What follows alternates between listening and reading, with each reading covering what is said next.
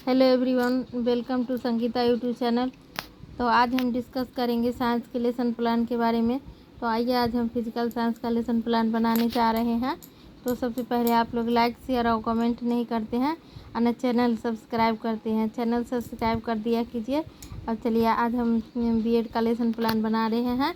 आपको बना के आज का लेसन प्लान दिखाते हैं। तो ये मेरी कॉलेज की कॉपी है, director of distance education, Lalit Narayan Mithila university, Kameshwar Nagar, Darbhanga का है।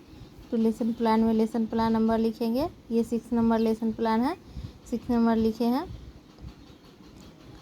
उसके बाद बीएड सेकेंड ईयर में लेसन प्लान का काम होता है। बीएड सेकेंड ईयर में आपको लेसन प्लान बनाना पड़ेगा। 2 कॉपी बनाना पड़ता है। एक फिजिकल साइंस का बनाए हैं और एक बायोलॉजिकल साइंस का बनाना पड़ता है। साइंस वाले के लिए तो ऐसे ही सब सब्जेक्ट का अलग अलग जिसका जो कम्बिनेशन है उसको बनाना पड़ता है। तो देखिए, सबसे पहले ये इतना लिखना ज़रूरी है। उसके बाद जनरल ऑब्जेक्टिव लिखना है, स्पेसिफिक ऑब्जेक्ट लिखना है, teaching idea, teaching method, previous knowledge of student. ये सारे इस सब में देखिए कैसे क्या सब लिखे हैं। तो सबसे पहले जनरल ऑब्जेक्टिव में लिखेंगे सामान्य उद्देश्य, छात्रों को विज्ञान का व्यवहारिक ज्ञान प्रदान कराना। दूसरा, छात्रों में तार्किक क्षमता का विकास कराना। तीसरा, छात्रों में वैज्ञानिक दृष्टिकोण उत्पन्न कराना। चौथा, छात्रों का मानसिक तथा बौद्धिक विकास कराना। पाँचवा, छात्रों में विज्ञान के प्रति रुचि उत्पन्न करना। स्पेसिफिक ऑब्जेक्ट उसके बाद लिखेंगे, ऑब्जेक्टिव लिखेंगे 5, विशिष्ट उद्देश्य। तो सबसे पहला लिखेंगे छात्रों ऊर्जा के स्रोत के बारे में समझ सकते हैं। दूसरा, छात्रों ऊर्जा के स्रोत को दैनिक जीवन में उपयोग को समझ सकेंगे। तो तीसरा, छात्रों ऊर्जा के परंपरागत स्रोत के उपयोग के लिए प्रौद्योगिकी में सुधार के बारे में बता सकेंगे। चौथा, छात्रों ऊर्जा के वैकल्पिक स्रोत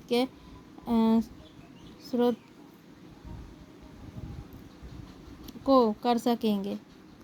उसके बाद आगे चलिए अगला पॉइंट ही लिखेंगे, टीचिंग आइडिया। टीचिंग आइडिया में लकड़ी, कोयला, पेट्रोल, प्राकृतिक गैस आदि कक्षा उपयोगी उपकरण। टीचिंग मेथड में लिखना है प्रश्नोत्तरी विधि, प्रदर्शन विधि, व्याख्यान विधि। प्रीवियस नॉलेज ऑफ स्टूडेंट में लिखना है छात्रों ऊर्जा के स्रोत के बारे में सामान्य जानकारी रखते हैं। उसके बाद टीचिंग पॉइंट में नहीं लिखना है, इसमें पुपिल टीचर एक्टिविटी में हम प्रकाश हेतु किस युक्ति का उपयोग करते हैं। तो स्टूडेंट बताएंगे बल्ब तथा बल्ब या ट्यूबलाइट का। फिर दूसरा प्रश्न पूछेंगे इसी पे, बल्ब द्वारा कौन सी ऊर्जा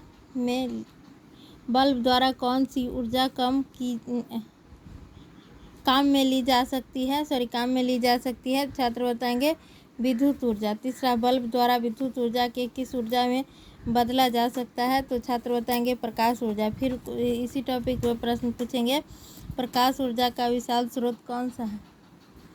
तो छात्र बताएंगे सूर्य है। फिर इस पे अगला टॉपिक पर फिर सवाल पूछेंगे ऊर्जा के विभिन्न स्रोत कौन कौन से हैं। छात्र नहीं बताएंगे, संभावित प्रश्न हो जाएगा।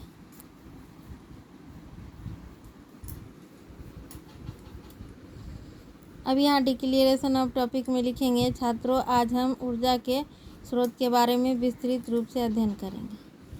प्रेजेंटेशन में लिखेंगे सोर्स ऑफ एनर्जी। फिर यहाँ उसके बारे में प्रश्न पूछेंगे, एक प्रश्न पूछेंगे, यहाँ हम नहीं लिखे हैं, थोड़ा भूल गए हैं। ऊर्जा का मुख्य स्रोत क्या है। तो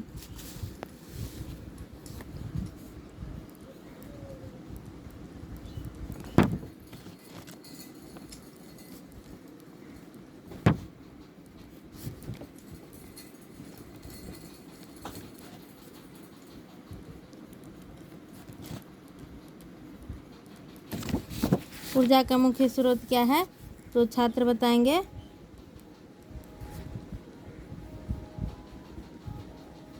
कोयला। फिर दूसरा प्रश्न पूछेंगे यहाँ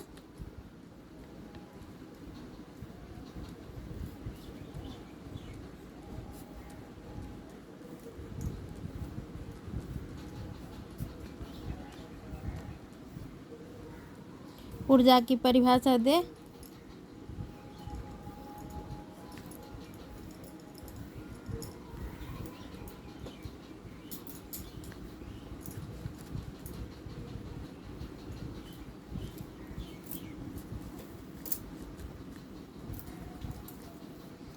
तो छात्र नहीं बताएंगे तो संभावित प्रश्न हो जाएगा। फिर यहाँ बताएंगे कार्य करने की क्षमता को ऊर्जा कहते हैं। जब किसी वस्तु में कार्य करने की क्षमता होती है तो हम कहते हैं कि वस्तु में ऊर्जा है। ऊर्जा खर्च करके ही वस्तु कार्य कर पाते हैं। ऊर्जा के अनेक रूप हैं, जैसे यांत्रिक ऊर्जा,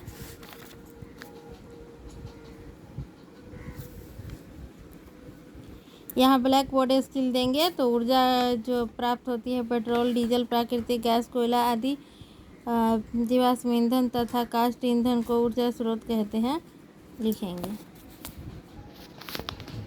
फिर यहाँ बताएंगे रासायनिक ऊर्जा, ऊष्मीय ऊर्जा, प्रकाश ऊर्जा, विद्युत ऊर्जा, नाभिकीय ऊर्जा आदि।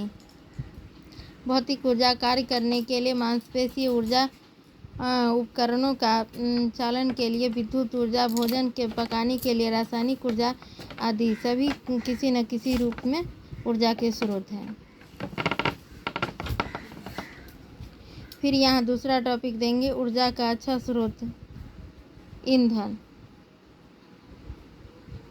फिर यहाँ प्रश्न पूछेंगे ऊर्जा का अच्छा स्रोत क्या है। छात्र बताएंगे ईंधन है, तो इसमें लिखेंगे। फिर पूछेंगे जो जलाने पर अधिक ऊष्मा विमुक्त करता है। दूसरा जो आसानी से उत्पन्न हो सके। तीसरा जो अधिक धुआं न उत्पन्न करता हो।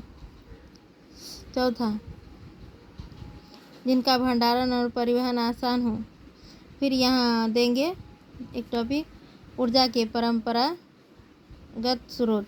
ऊर्जा के परंपरागत स्रोत। फिर यहाँ देंगे ग्रीन हाउस गैस कौन सी गैस है। छात्र बताएंगे कार्बन डाइऑक्साइड है। फिर देंगे जीवाश्म ईंधन की ऊर्जा का अंतिम स्रोत क्या है। छात्र नहीं बताएंगे, समस्यात्मक प्रश्न हो जाएगा। फिर देखिए यहाँ से इसका डिक्लेरेशन देंगे, स्पष्टीकरण करेंगे। करोड़ों वर्ष पृथ्वी की सतह में गहरे दबे हुए पौधे पशु के अवशेष द्वारा जीवाश्म ईंधन बने हैं। जीवाश्म ईंधन ऊर्जा युक्त कार्बन यौगिक के अणु हैं। जीवाश्म ईंधन के उदाहरण है कोयला, पेट्रोलियम और प्राकृतिक गैस। उसके बाद फिर यहाँ लिखेंगे प्रेजेंटेशन में पवन ऊर्जा के बारे में लिखेंगे। ऐसे ही प्रश्न पूछेंगे। वीडियो बहुत लंबा हो जाएगा, आप लोग स्क्रॉल करके लिख सकते हैं। तो फिर यहाँ ब्लैक बोर्ड स्किल देंगे।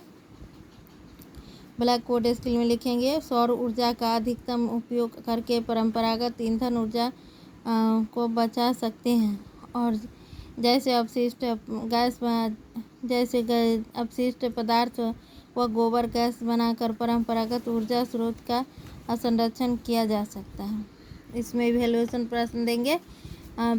ऊर्जा के स्रोत के नाम बताइए। दूसरा कार्बन डाइऑक्साइड क्या है।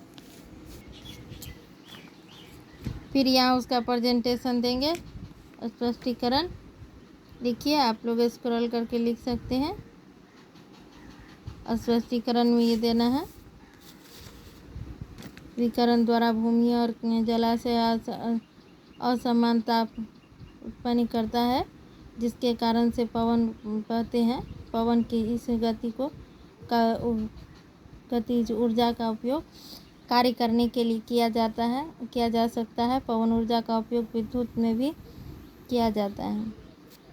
फिर पवन ऊर्जा का लाभ देंगे। फिर यहाँ प्रेजेंटेशन में देंगे, टॉपिक देते जाएंगे और उसका स्पष्टीकरण देते जाएंगे। ठीक,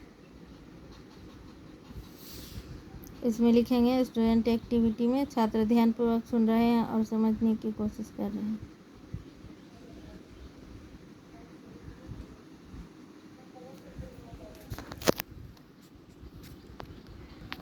अब आइए इधर रिकैप्चुलेशन प्रश्न पूछेंगे। रिकैप्चुलेशन में 4 या 5 क्वेश्चन देंगे।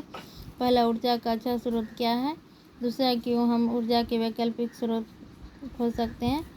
ऐसे ही करके 4 प्रश्न दिए हैं, अभी देंगे। नाव की ऊर्जा के लाभ क्या है और पवन को किस प्रकार की ऊर्जा होती है। होम असाइनमेंट देंगे। ऊर्जा के स्रोत के नाम बताइए। यहाँ सिग्नेचर ऑफ पुपिल टीचर में छात्र अध्यापिका अपना नाम लिखेंगे और यहाँ सुपरवाइज़र आपके लिखेंगे। Thanks for watching video.